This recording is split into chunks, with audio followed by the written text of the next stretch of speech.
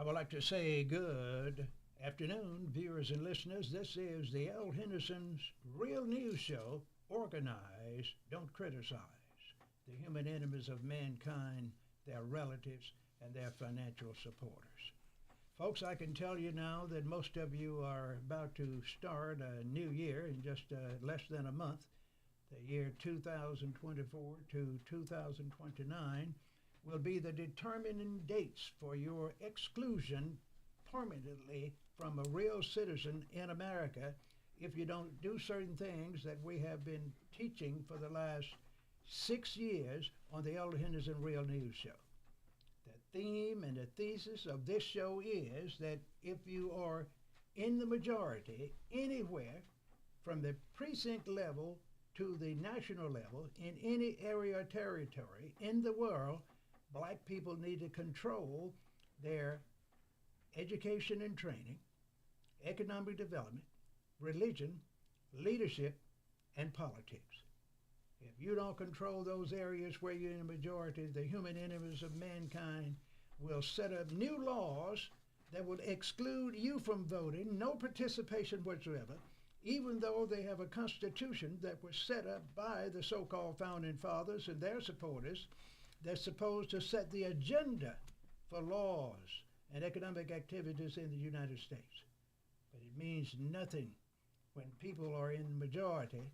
They can determine their own destiny, and that's why the human enemies of mankind know it. They say, if black people are in the majority, we know they are not going to continue to promote the status quo. They are going to want to change. They want to have civil rights. They want to have human rights. They want to have political equity. We don't want that. We want to keep things the way they are and the way they have been in America since the early days, back into the early 1600s, around 1662, and thereafter to today. And that's why, ladies and gentlemen, we'll be hitting very briefly, in a summary manner, 4 topics today. We will talk about education, health, politics, and we're going to talk about something that's a little different: international studies on racism and race in America. There's a great man that's going to be teaching this course at our university, and we will give you that information and give you the side issue as to why this course is being taught. You'll be surprised at the answer that you're going to get when you start looking into why would someone want to teach another course in racism. And we will see. I have Mr. Socrates here, an economic specialist. We have a man that is known to manage well. He has a projection where he is looking out for himself, his family, his community. That's what I teach. And I tell you, folks, we're going to hit this issue on the L. Henderson Real News Show today. So, Mr. Socrates, I understand you've had a good day, and you are here today to look at some of the things that's going on in education, which you have something to do with this case on education. Now, tell me, I understand that you had a young intern. Now, you heard me say young intern that's working with you that decided at what we call an abnormal age that he was going to enroll in college and get a degree. I want you to tell us something about this young man and what is so unique and different about this. And then we hope our listeners and viewers will understand that it's never too late to change your mind and do what's right for yourself, for your family, and your community. So, Mr. Socrates, you just tell us about this, and we want to know what you and your company did to help this man move forward. Doc, it's always good being in the studio with you. I really appreciate all you do for this community, how you contribute both your money and your time trying to help our community become better. So I'm grateful to be here with you today. Thank you. But as you say, we're talking about Randy Wildman Brown, a local DJ over on WMPR radio station, who started in seeking a degree from Jackson State University 48 years ago. 48 years ago, Doc. That's a long time, sir. Now, what do you think motivated Mr. Brown to want to leave his nice radio station? He was a great DJ, and get into the hard and the rigorous activity of what we call advanced education. Well, I think it was people like you that encouraged him and got involved in his life and things of that nature. When I spoke to him, he indicated that you were one of the people that spoke to him about continuing, never give up on things, and he set out to complete that. Now, he earned the title of Randy Wildman Brown because he was a student at Lanier, and he said he cut up a blanket off his mother's bed and made him a poncho, and he had a poncho over his shoulders with a big natural, and they called him Wild Man. And so he became Randy Wildman Jones from that incident down at Lanier High School around 1971. That's right, and I understand now, 48 years later, he received his BS degree in journalism and media studies from Jackson State University. So that makes him around 70 years of age. Now that is quite amazing. That is amazing indeed. We have photos of him actually receiving his diploma with his cap and his gown on is real. We see him there. He is a role model now for senior citizens.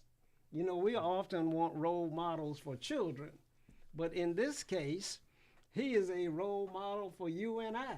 Exactly right. Now, let me tell you what you might not know. A lot of people don't know it. Jackson State University now has a new president, and even before he arrived at Jackson State, they were doing great things for what they call senior citizens or students with advanced age, and they had something called the continuing education program for senior citizens that started college many years ago, and they needed a year or two. They could get back into the regular program or another program and work along with courses that they wanted to select to become a degree-holding person.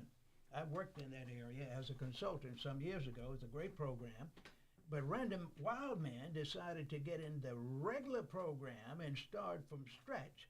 Even though he started college some years ago, he had to take a lot of new courses because those old courses have passed through the what I call graveyard. Technology now has taken over, and he decided he was going to do something and do it well. Now, Doc, you were born on a plantation in the Mississippi Delta, and I know how difficult it was up there for African Americans. You may say that you had it made. I don't know, but Randy was born in around 1953, so he knows a little bit about struggle. I guarantee he does, because he was around the area of where there's a lot of struggle in the Jackson, Mississippi, for people who don't know what Jackson is all about. And of course, during that time, they had rampant segregation in every aspect of our culture here in Jackson and Hinds County, racism everywhere, in the churches, in the schools, in city government. You couldn't even go to certain places to eat. And at the same time, if you wanted to pray to the Lord, you had to stay at your black church. The white people wouldn't even allow blacks to go to their church. That's what Brown had to deal with during his tenure as a young Mississippian, wondering what he was going to do. And I know probably some things happened where he said, well, I'm just going to have to go and do something and get myself together and get back into school. Years happened. It didn't happen. Another series of 20 or 30 years happened, and it didn't happen. And I believe he was been in school for the last 2.5 or 3 years, so that means he is a determined person.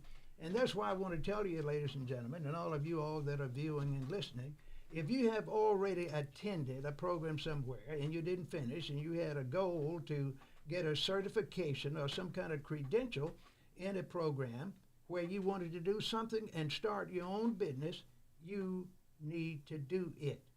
They have programs at these state universities. Many of them have them in the community colleges.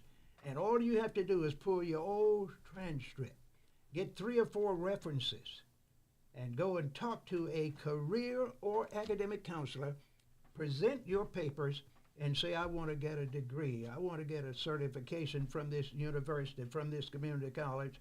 And if you work your system and know what to do, many times you can get these programs free because the government has set aside funds for continuing education for what we call deprived and denied students.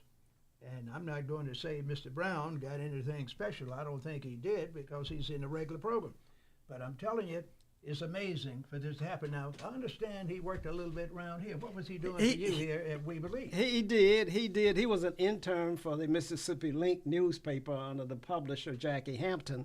And the Mississippi Link newspaper and We Believe studios are all connected in the same building.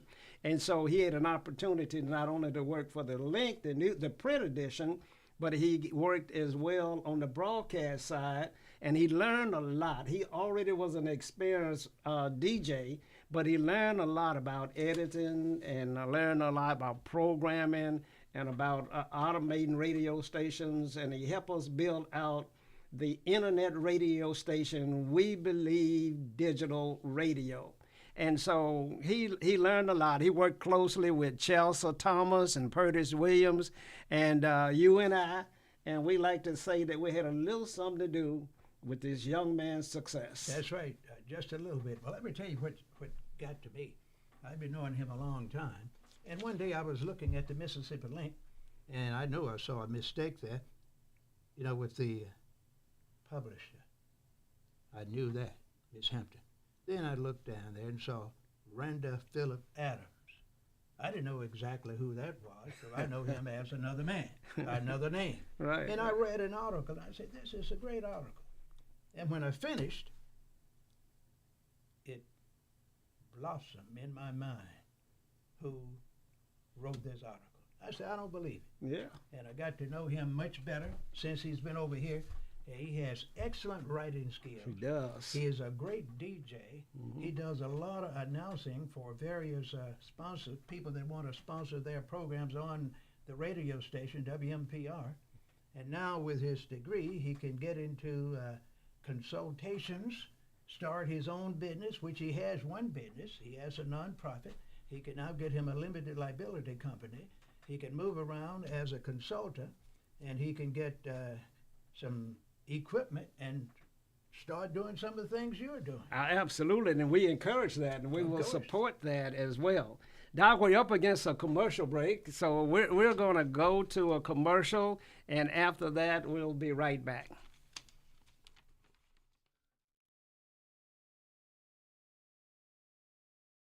Are you dreaming of becoming an entrepreneur, but you're not sure where or how to start? At Entrepreneurs Academy 101, our online program will guide you step by step on how to start and grow your own business. We offer courses such as how to write a business plan, how to create a budget, and so much more. Our online training program is designed for you to learn at your own pace, and there's no set order to complete this program. Because our academy is online, you have the choice to learn with a group, with friends, or individually. Upon completion of the entire curriculum, you will receive a certificate of achievement to acknowledge that you have completed the training needed to become a successful entrepreneur. So enroll today to design the life that you love. Contact your entrepreneur coach, Brenda Myers, at 601-672-0695 or visit our website at www.entrepreneursacademy101.com for more information.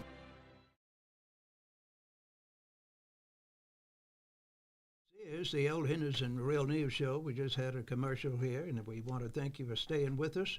Mr. Socrates and I are here today to talk some more about the Eld Henderson Real News Show and tell you again, you got to think about organizing and not criticizing people for things that they have done against you. And if you organize, you'll get more results than you would if you just go and criticize. I've been telling you for some time that people that are harming you economically, politically, socially, or any way, they want you to criticize them. And when you start organizing, that gets them upset. They know you're getting smart.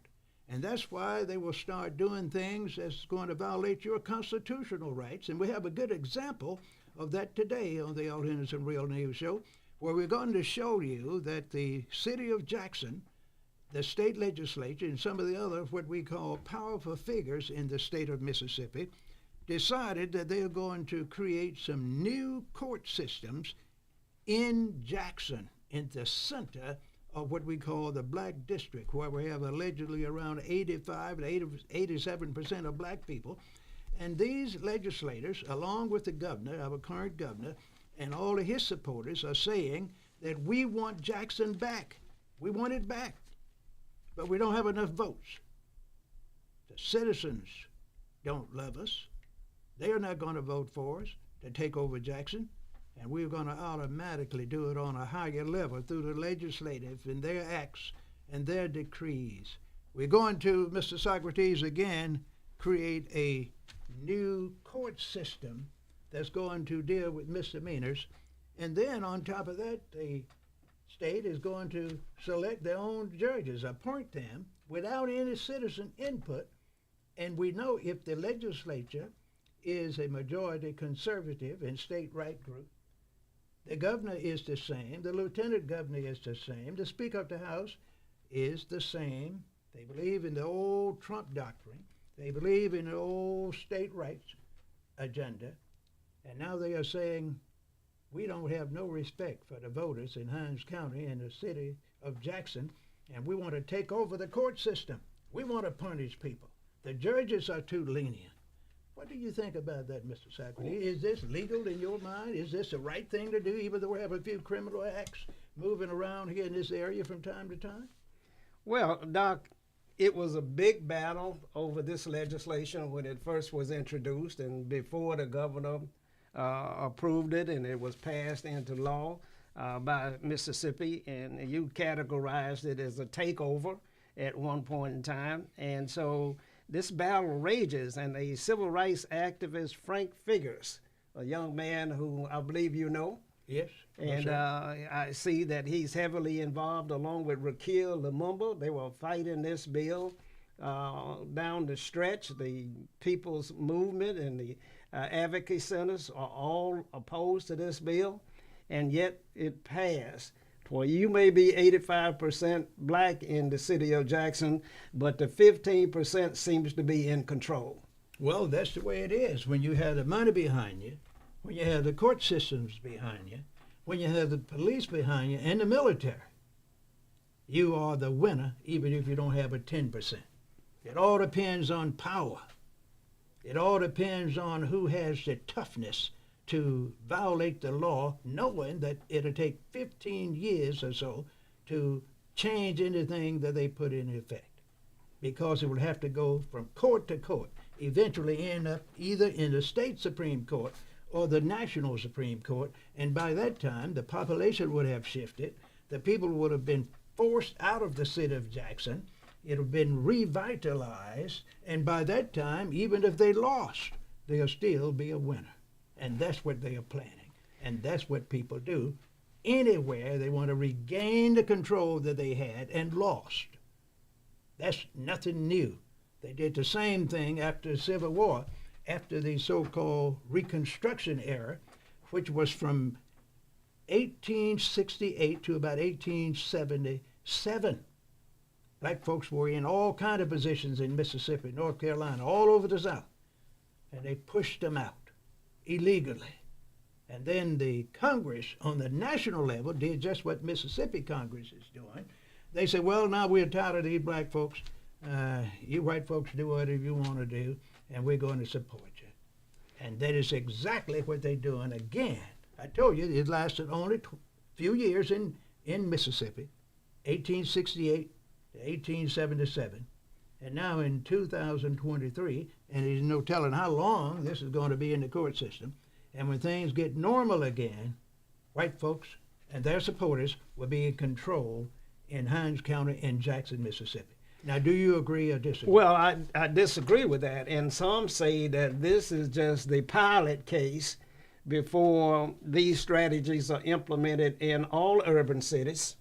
Because you know urban cities have similar problems with crime and poverty and decay. And so this is the pilot study that the next will be Memphis, Tennessee, that you'll see it implemented in Detroit. You see it implemented in other places. But I don't believe blacks will go for it in other parts of the country. I believe that blacks in Mississippi are the most docile, sheepish people that I know. They didn't seem to march or protest or fight in mass numbers during none of these debates. Well, I'm going to tell you, because you don't have the leadership in Jackson and Hinds County that you had some years ago, when you had people here like James Meredith, the Evers brothers, and Henry Kirksey, and many others that were here. All of those folks are either dead, and those that are alive that work with those people have been brainwashed, and they have been contaminated with power. And those leaders now that are in positions that those wonderful civil rights people had in the 1970s and 60s, they now are looking for permanent positions. And they are not going to fight or oppose the people that are giving them financial resources for their campaigns. So you got to have someone like Mr. Frank Figures, who is not a bought man, who has been a civil rights and a community activist for years, at least 60 years, and the attorney, Lumumba. All of those kind of people are getting fewer and fewer every day. But you don't take but two to get things started, get the ball rolling. And when two start that stone to roll down the mountain, it's going to get faster and faster. More and more people going to be running the push, but it's not going to even need them because it's going to be getting more and more speed. Well, Doc, that takes some time. It takes some time, and Doc, I have to remind you that on the world stage, we see some things happening that we've never seen before on the world stage. We see the invasion of Palestine going forth now, and I'm learning that some Palestinians are actually Jewish, and so they're not all Arabs, and so it seems as if you got brothers and sisters fighting each other to the death for takeover of various parts of the world, earth, take over the land. They want to take over the land on the Gaza Strip, then take over the land on the West Bank, take over the land in Jackson, Mississippi. And so we see these kind of things, they are parallel to the times that we're living in. And I don't dare mention what's going on in Ukraine. Well, I'm going to tell you, Mr. Sock, all of this is what I call an international plan, because the Europeans and their supporters see that there's a major change in the world, and it's going to be significant in the next 15 to 30 or 40 years with the what I call the colorization of the people of the world, getting more education, getting more training, getting more power, and getting in positions of responsibility. And that's why we are preaching and teaching people that if you don't watch out and get smart and start controlling the area where you're in the majority, say you must control your education and training, your economic development, your religion, your leadership, and politics in those areas where you're in the majority anywhere in the world. And if you don't do it, you will be voted out of existence, relocated, put in concentration camps, in relocation camps, on reservations, and outright killed or put in prison. And it would take 300 years for you to recover.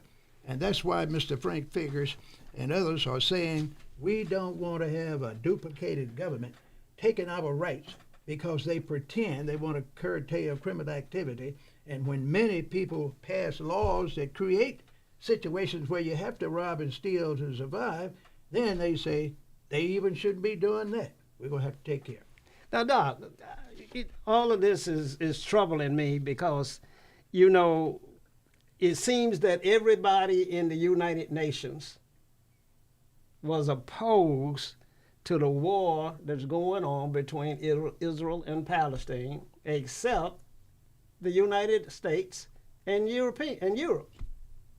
So what does that say to you? Well, that says very clearly that the people that start the war controls those very people that support them 100%. There are a lot of people don't support the war in the Middle East. There are a lot of people that loves the Jews. There are a lot of people, by the millions, that love those Palestinians. And many of them will not say anything because they know if they do, they're going to get that verbal whipping in the media. Then they're going to have the supporters of those groups, Hamas or the Jews, their people going to be fighting and killing them and causing trouble at the high schools, colleges, and universities, in businesses. People are going to lose their jobs. Some going to get shot. So a lot of people are just saying, I am going to lay low and just see what happens. Because you know all of those Palestinians that live within the confines of the Jewish state, not the Hamas group, that's in those little towns that are allegedly supposed to be controlled by the Palestinians, which they are not. They do believe that it is not right, but they can't say anything. That's why a lot of blacks in the 1960s just kept their mouths shut, didn't boycott. Well, Doc, somebody needs to say something. Now, we're in a situation where we got to come together. Now, I know that the Jews were critically important to black people being liberated. I know that even in the massacre in Philadelphia, where the 3 young men were killed and buried, that 2 of those young men fighting for black folks' freedom were Jewish. Correct. And so I get conflicted when I hear that Jews are slaughtering people when I looked at Jews as part of the folk that were helping us to become free. Well, see, those was a different group. During the time when you were talking about these murders in Mississippi with the 2 guys you mentioned, those groups were liberal type Jews. They were not conservative. They didn't believe in what we call nationalism.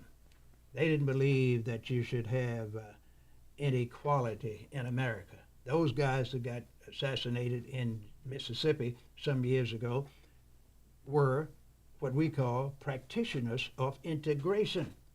The current regime in Israel today, their leader, is not interested in integration. He is interested in segregation and relocation. And if you can't do that, he believed that it's best to just destroy his enemies.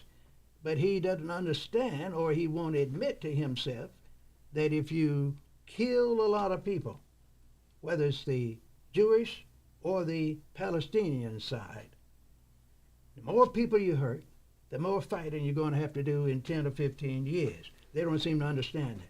They don't want to talk about peace. They don't want to talk about it. They don't want to talk about equity. They don't want to talk about political independence. They don't want to talk about the 2-nation state in that area. That could solve the problem because they would lose territory. Wow. They would lose prestige. Well, let's continue to pray for the folk that are in battle and wars over there. War is never a good thing for anybody, maybe for the economy for some, but you know, it's a tragedy over there, and we cannot be pro-life and see children and women being slaughtered in this war. So I hope that God will touch the heart of mankind and end this war. Well, that war is not going to end anytime soon. It's going to be continuing on a lower level in 2024. And eventually they're going to have what we call a ceasefire, and there will be a truce. And all they're going to do then is make more serious plans, allegedly, to make sure it doesn't happen again. But it's going to happen again, and it's going to be worse. And instead of including the state of Israel and the Palestinian area, Egypt, Lebanon, and many others are going to be involved, because those young people now are halfway dead, walking hungry, sick, moving from place to place, living in tents, just unnecessary human conditions. And they are not going to forget that. So in 10 to 15 years, it'll be 4 times worse, with 4 or 5 times more territory involved. And then the United States, your lovable country, will have to send military support in person. They're going to have the Army over there, the Marines, the Navy, actually fighting under the American flag and not giving support to the Israelis or the Palestinians. Well, it's going to be tough, Doc. Doc, I know you're a man of wisdom, and in many ways you have the skills of a prophet, but I hope and pray you're wrong. Doc, we're up against a commercial break, and right after this message, we'll come back. Have you had your Earthblend coffee today? At Earthblend Coffee, we take pride in offering you the very best of beans across the world, blended and roasted to perfection, giving you superior quality and satisfying and flavorful taste. Experience the world in one cup with Earthblend Coffee. To order, visit earthblendcoffee.co now. Okay, voters.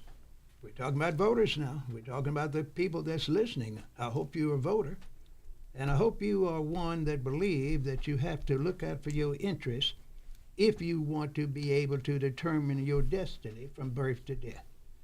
I want you to understand, listeners and viewers, that when you're in a position where the opposition is making an effort to destroy you, you have to put up some kind of defense.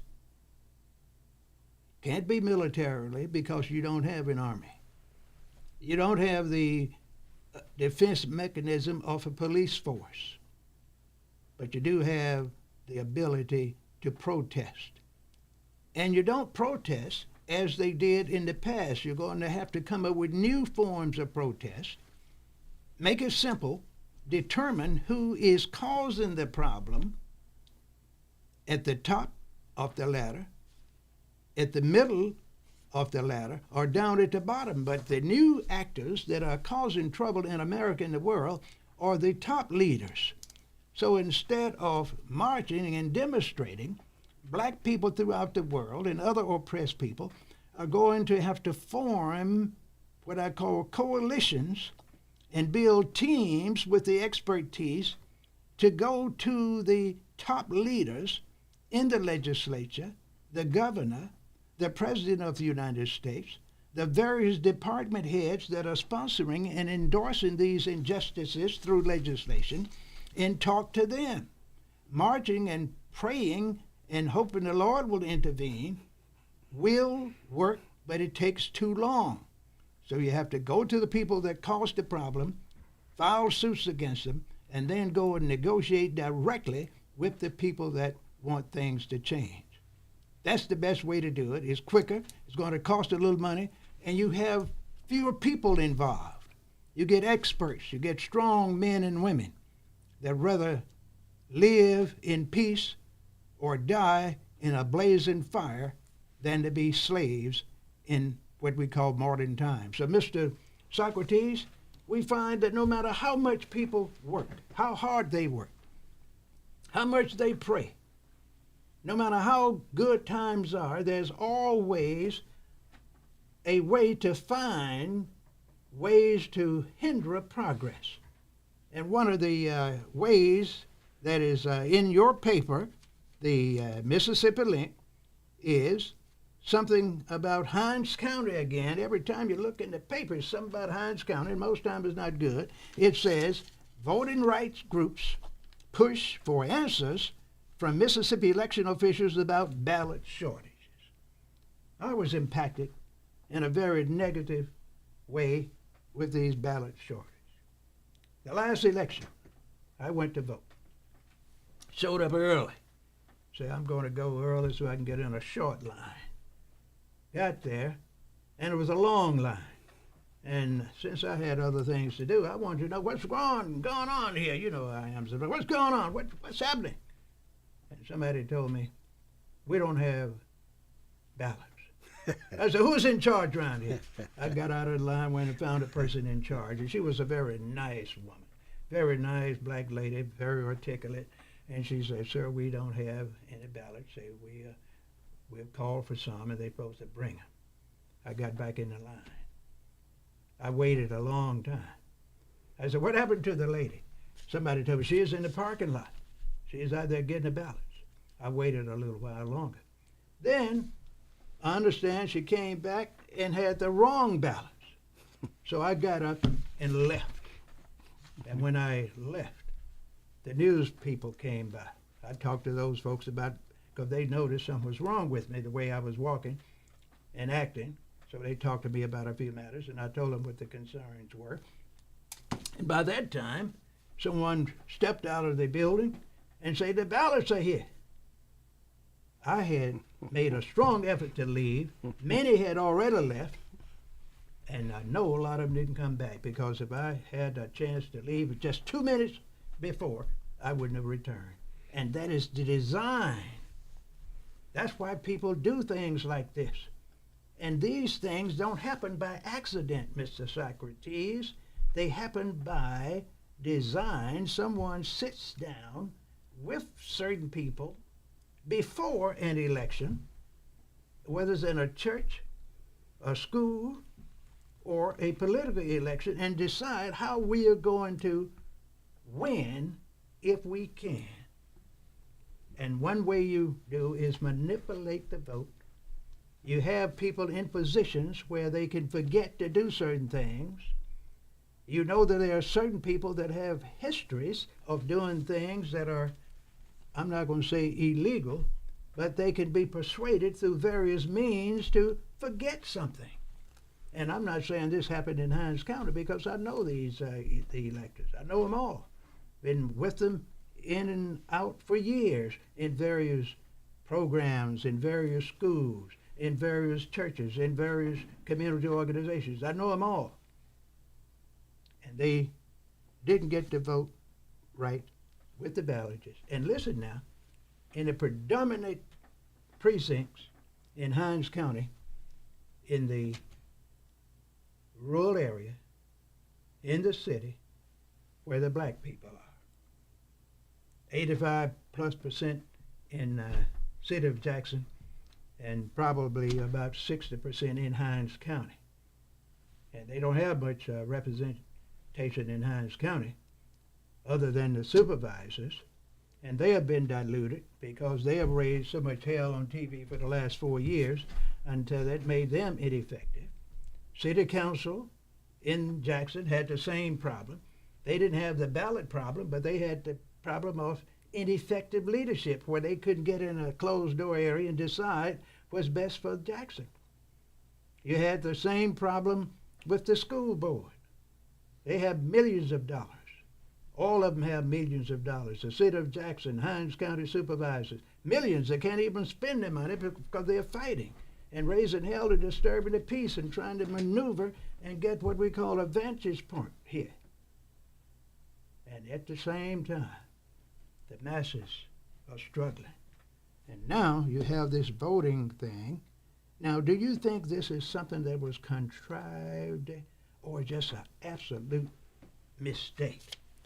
Well, I don't know, Doc. I'm watching President Trump now in his trials, and I'm told that they're going to have to pay those election workers over there millions of dollars because they were accused of having done something wrong, and maybe they didn't do anything wrong. Over here in Jackson and Hinds County, we're saying that our election commissioners did something wrong, and maybe they're going to have to pay millions of dollars to the people who lost their race. Well, now the thing is, someone that lost can say that. Yeah. They can sue the election commission. They can sue the individuals on the election commission. They can sue the department that pays the election commission, which is, I believe, the county supervisors. Right. They can sue anyone else along the chain, or they can sue and settle out of court. But somebody's liable. Someone, every time there is a misstep, someone is liable. And we are not accusing anyone of doing anything illegal. I know I'm not. I call it a misstep and a mistake, and someone would rather not find out who made the first misstep. Well, I mean, they're all black, so I don't know who someone would be. It would still have to be a black person because all of the election commissioners, I believe, are black. Well, that's true, but I wouldn't stop there. When I would find, if I were a lawyer, I would find out who allegedly the commissioners are. I would look at their records and their histories, look at how long they've been on the commission, and see who is the lead 2 or 3 individuals in that group. Look at their supporters and find out who has been supporting them and get those folks involved.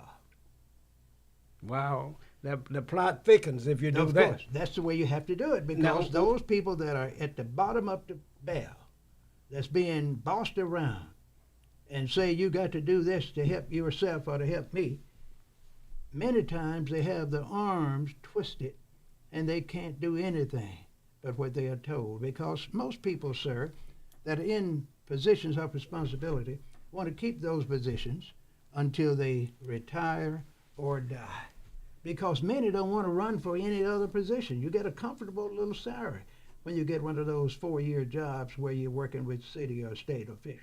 And if you're already semi-retired or retired, you're getting another $15,000 or $30,000 or $40,000 or $50,000 along with you, and you better not be on Social Security and also retired. You are making around $100,000 to $125,000 a year, and you're not accountable to anyone. Not bad money. That's not bad, Doc. Right.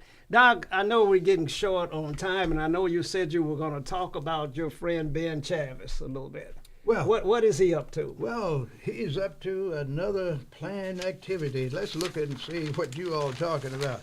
Now, he is the what I call the newspaper, the National Newspaper Publishers Association. He's the president and the CEO of the National Newspaper Publishers Association, which is the black group of newspaper owners and publishers and so forth. Matter of fact, your lady, she works in this building, is a member on the board of directors. That's right. And they have this guy, President Chavis.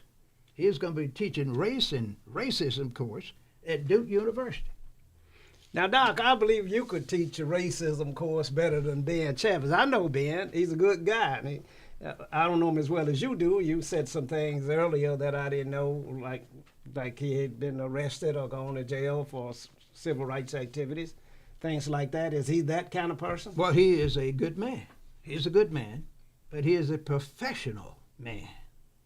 He is a program man. He has long-term goals. He started over at the bottom in the civil rights era. Fought hard, was framed and prosecuted, had to go to court, lose some battles and win some. But he always would bounce back, and now he's at the top. And they got him teaching a course at Duke University called Race and Racism. Race and Racism. Why at Duke University? Why not at a so-called HBCU, a historical black university? Maybe you can't have racism at an HBCU. Well, that's it. You can't. You can't have those kind of courses. So you're going to pay someone, and he was recruited to do this according to this article that was written by Stacey M. Brown, and this is the December 14th through the 20th issue of the Mississippi Link. And it says that he was basically recruited. Certain people here, don't have time to read all this stuff, thought he would be a great man because of his experience with racism and race to do this. And that is exactly right. But that is like teaching Christianity to a group of preachers that's been to the seminary and have doctorate degrees, and now they're going to have a course on Bible and community relations. Now, by another preacher. Now, Doc, are you saying that they can't get to the essence of the problem of race and racism in America? No, they can't, not at what we call a predominantly white university.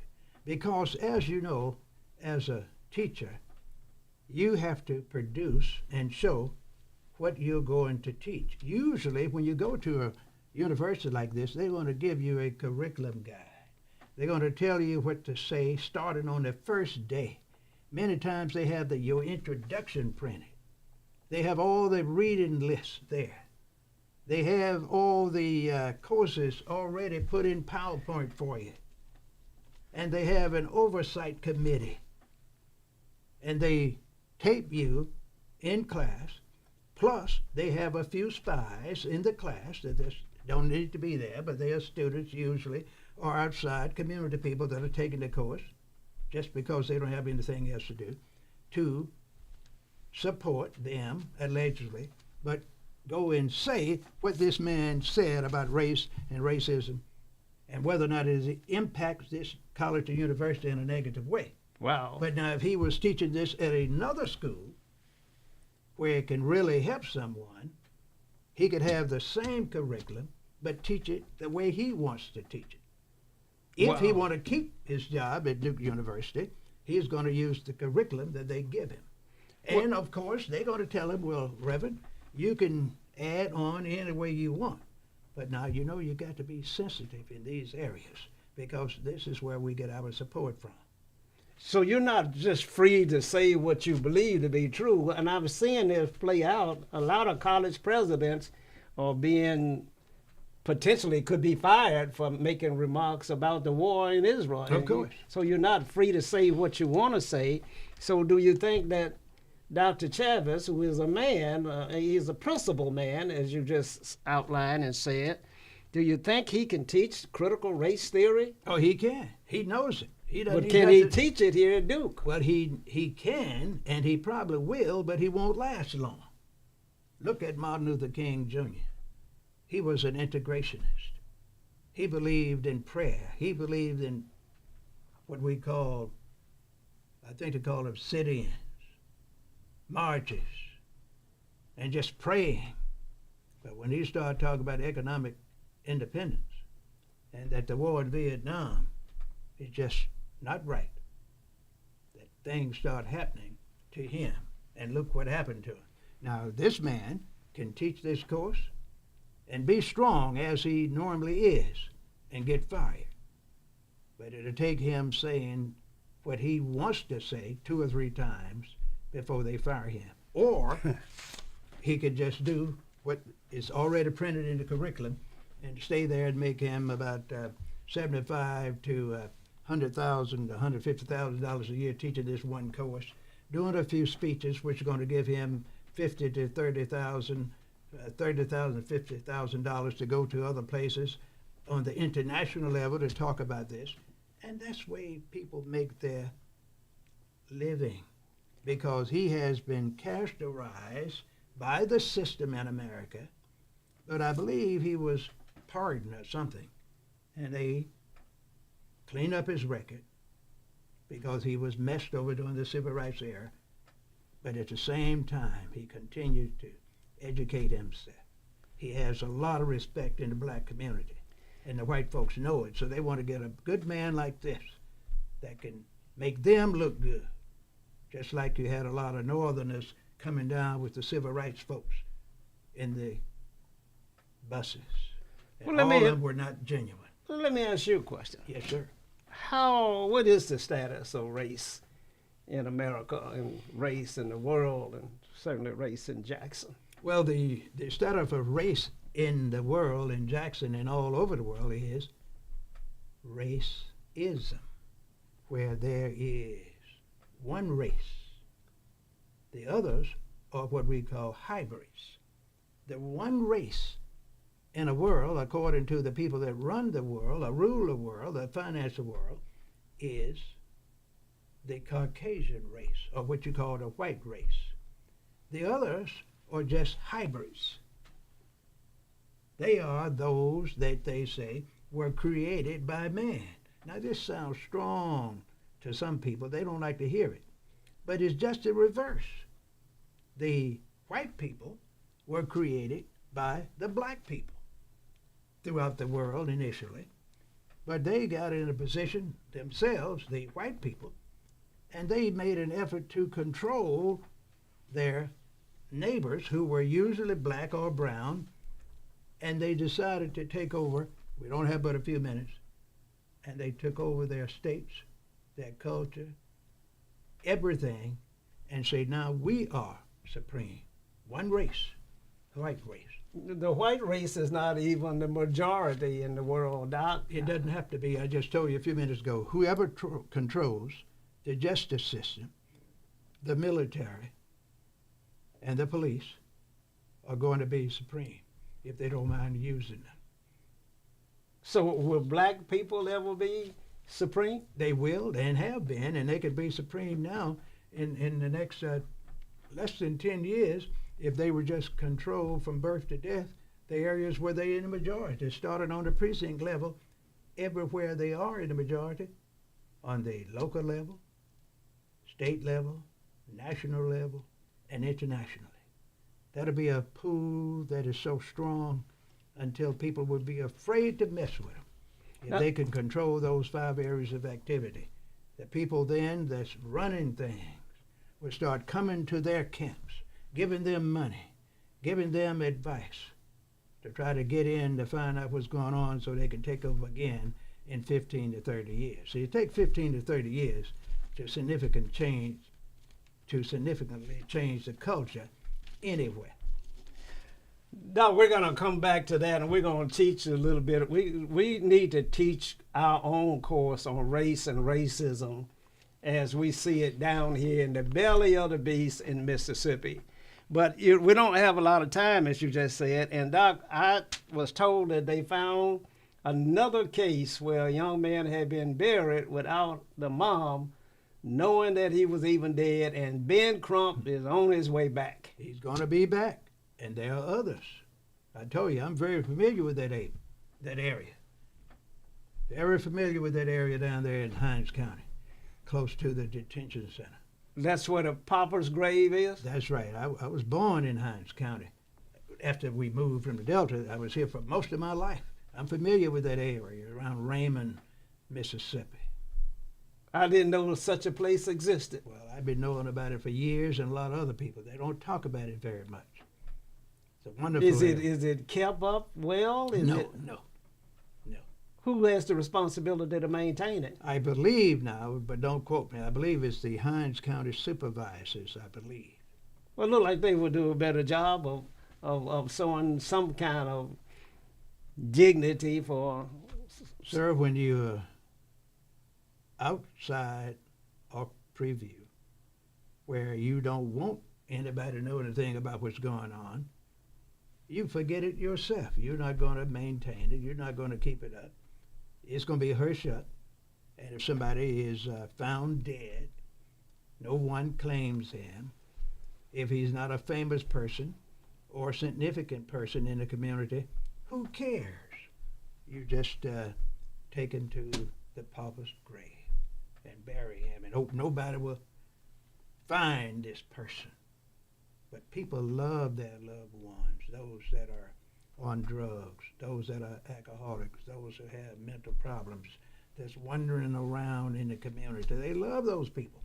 Just before they had those, what I call that ill fate to happen to them, they were significant people in the community. Mothers, fathers, sons, daughters, high school teachers, college professors, lawyers and medical doctors. You'll be surprised what can happen to you and get you down at the bottom of the barrel. Now, Doc, this latest victim, I saw the mother on TV, and she was white. Of course. And so it's not something that's just perpetrated against black people. Of course not. No, it's a class. It's a class thing. It's a class thing. It's a class thing. Nobody probably took a strong interest in identifying this person. Did nobody come up and say, I'm looking for my son or daughter, and didn't make it public? They might have filed a report here or there, but who's going to look at that if you find a dead person on the road somewhere in one of these streets that might have been homeless or might have a mental problem? Who is concerned about that? Well, they should be the police department, the coroner, the medical people at hospitals and other places that had a chance to work with the body. Those people can be found. They got something called DNA. They can get dental checks and all kind of ways to find a person. So, Doc, is it too much to ask then that Hinds County identify everybody that's buried in the pauper's grave, all 672 or 75 or whatever? Is it too much to ask that they identify and publish the names of those individuals? Well, it's not too late, but I don't think anyone would go back to the beginning. But during the last, I would say, 3 years, they could publish a list and do the research and have an open time period, maybe 6 months or a year, and let people come and claim their loved ones. But historically, it's been going on too long to open up all those old bad records. That wouldn't do very much good at all. That's just like trying to find your great-great-grandfather. That was a person that was on one of them old slave ships. It'd be hard to find him. Well, it may be hard to find them, but somebody needs to show that these people's lives matter. And I think We Believe should call for the identification. If you want to say going back 3 years, that's fine.